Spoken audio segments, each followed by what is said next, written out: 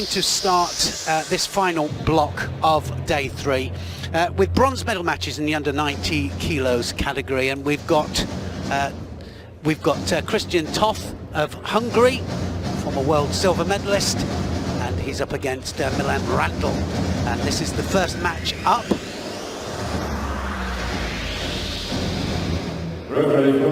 I said that it's very important that world ranking points are achieved at these events, and basically what it's about is not only winning the events, but it's also about getting qualification for the Olympic Games. That's the whole idea of the World Tour.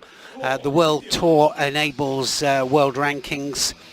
Top 18 men, top 18 ladies get qualification for the Olympic Games, and there are other ways you can qualify as well through continental qualification, for example Pan American, European Championships, Asian, and so on and so forth, the five continents of course, and 1 or 2 wild cards as well. But these guys getting better and better through the day, I've got to say, and the reason being that a lot of them can't get enough mat time at the moment. Strange times indeed. Tóth of Hungary, quite small for the under 90 kilos category, quite short, but he is a handful, I can tell you. But Randl, his opponent here, also a handful, and it's left against right. We have that quite often when a fighter comes out more right-handed than left, and of course the left is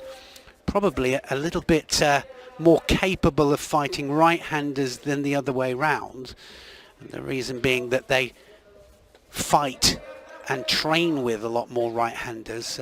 70-30 split in the world, around about that anyway. So we've just seen both fighters get a Shido penalty up on the board for not attacking. So there's a specific amount of time you've got before you're allowed to attack. That little yellow flag up there on the board, 3 of those and it's all over. So you can't afford too many of those, and it's minor infringements. They also have to fight within the yellow area, and you can see there that it's quite a big area, but they do gravitate towards the edge of it. And if they step outside purposely or push somebody outside purposely, they can get penalised as well. I'll point that out as we carry on for the non-judoka out there. 4 different ways of winning. Throw for ippon, flat on the back.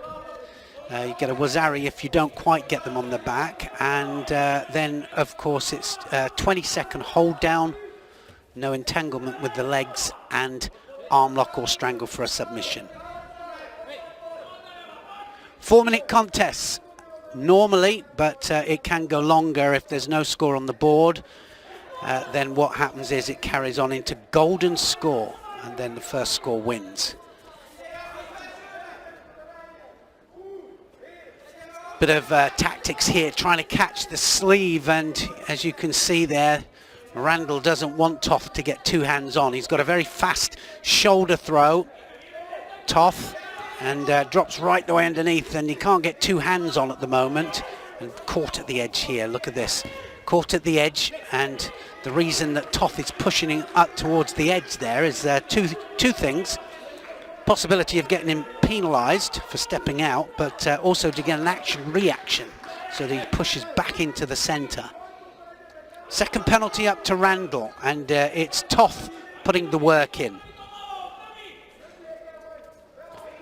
A lot of the fighters here, world and Olympic champions, going out in the early rounds, and I think one of the main reasons is that lack of mat time.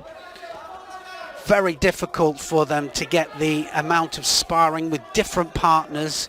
They're in small bubbles, but they're fighting the same people all the time, and you can see it, they're ring rusty. We hear that expression all the time, don't we? Ring rusty for the boxers, for example, but it happens for us as well. You need time on the mat. Still 6 months to go before the Olympic Games. The Olympic Games looks like it's going to go on. It's all over, and Randl gets a 3rd penalty there, didn't do any major attacks whatsoever. Tóth was the busy one, and Tóth from Hungary opens up the account. Not what we want to see, so we will see, almost for sure, some big throws and different ways of winning. Big thrower up next, Gviniashvili of Georgia, but he's also fighting a very able Medvedev of Azerbaijan. We're going to see the highlights of this, though. There's not too many of those. Unfortunately, it was a bit lackluster.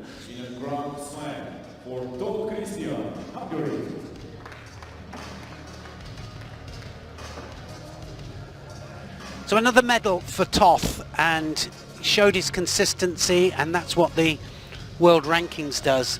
You can see the highlights of this. The world's rankings, they show the consistency of performance over all of the Grand Slams and Grand Prix tournaments.